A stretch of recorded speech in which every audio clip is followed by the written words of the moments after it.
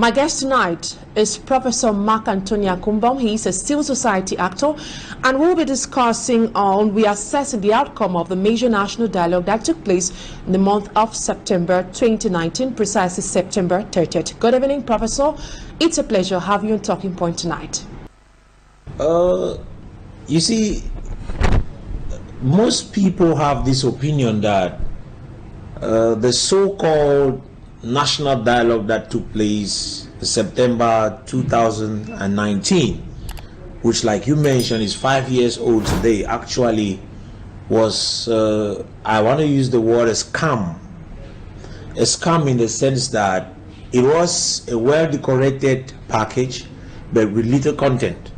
Why do we say with little content? Because even though we heard of special status that came out of the so-called national dialogue for the people of Northwest and Southwest, it actually has yielded no fruits on the ground. As we are talking right now, there is practically no effect from that national dialogue that we can see on the ground as a means to resolve the problem, the crisis that we are facing at the moment. You see, it left from being a social crisis, political crisis, and ended up into an armed crisis. And we are still talking of national dialogue, which has never actually done anything to help the people of the Northwest region and the Southwest region. So I think that was a scam. They actually scammed the people of the Northwest and Southwest in the name of organizing a national dialogue, which did not do anything good for them. Now, Professor, you just gave an assessment of how this dialogue looks like on the ground, and you are qualifying it as a scam. Saying that it's a scam, is that not being biased? Because recently, during the visit of the Minister Paul Tasong, President of the Steering Committee of the Presidential Plan for Reconstruction and Development of the Northwest region and Southwest regions also, an evaluation was done, and it was said that evaluation was satisfactory.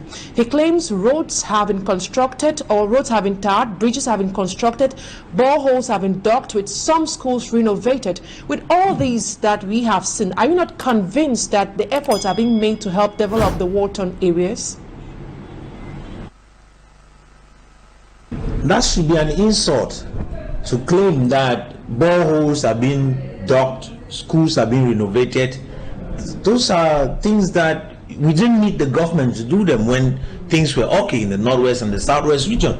Those are things that the people would do without even expecting anything from the government. You're talking about roads. The question is, which roads? There's a ring road that has been there for more than decades. Now nothing has been done about it.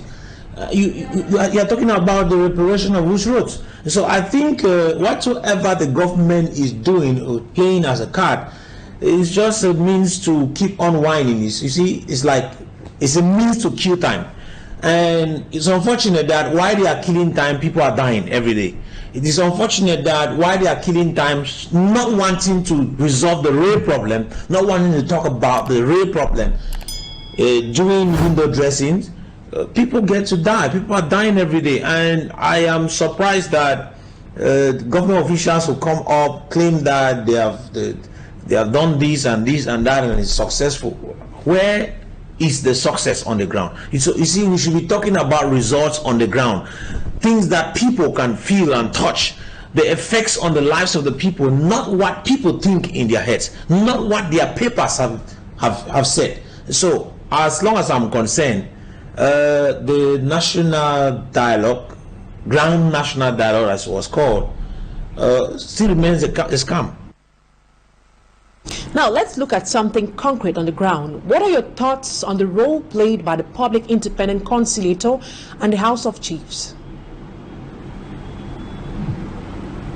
You see, the purpose of the institution of the Public Conciliator was for them to be able to manage issues, let's say crises, or let's say problems that come between the different bodies that have been established in let me use the word, established in the decentralization system that was established. But I want to say that, to me, is see another means to just have individuals who will need to eat taxpayers' money for no good reason? Because if you ask me what is their use, I can't actually tell you right now, because I'm not seeing what they are doing. This is 5 good years since that was established. I don't think I've seen what they have been able to do. You see, to even just say something about that in relation to the issue, if you remember very well, we're made to understand that regions were going to run part of education. But if you realize, nothing has been handed over to the various regions nor to the council. So what do you think about the council? They call them what again? Public independent conciliators. What is their use? I am shocked about it. In line with that, the Northwest Public Independent Conciliator published an ugly 2023 report card of mayors in the Northwest region. He cited some of these councils, and I think it's unnecessary citing it now. In the report, he said some mayors are managing councils as their private estates. He equally disclosed the fact that some councils are very corrupt. Should we not applaud such efforts made by these public independent conciliators?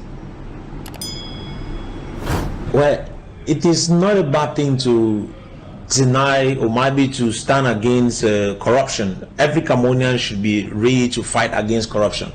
That is not the duty of one individual, of a public independent conciliator, because I want to be sincere about it. They might point fingers against some mayors and whatsoever, but that is not the duty that they should be accomplishing. That's not why they were appointed. And I think that that's the job of CONAC and the job of every other Cameroonian.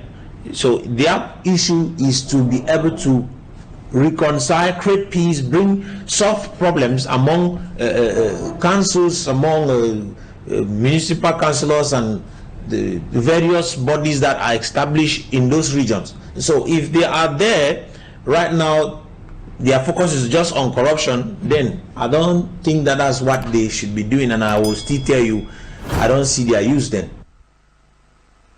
The major national dialogue that took place in September 2019 was and is a scam. Thank you very much, Professor. My dear Ambazonians, we don't talk this thing. Now, Professor, that man and I don't go big book. You don't really put the thing very well. Say it was a good package with a poor content. You know how some person they talk say they say you know packaging, no. Say you know packaging. You see some man the way he dress very well, but inside native man. You understand? The picture we get them, the person where he be deceitful. You see some man where you see the way they fine, the way now in pocket not know they. So La Republique get these particular things the way it use them, strategy they use them for play for time. It don't create kind commission, bilingualism commission, multiculturalism, all this and that.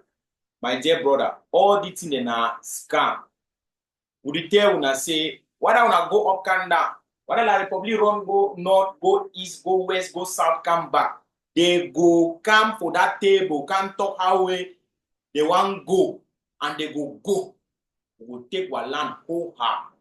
If they like, they put whichever kind. If they like, they go bring again another dialogue.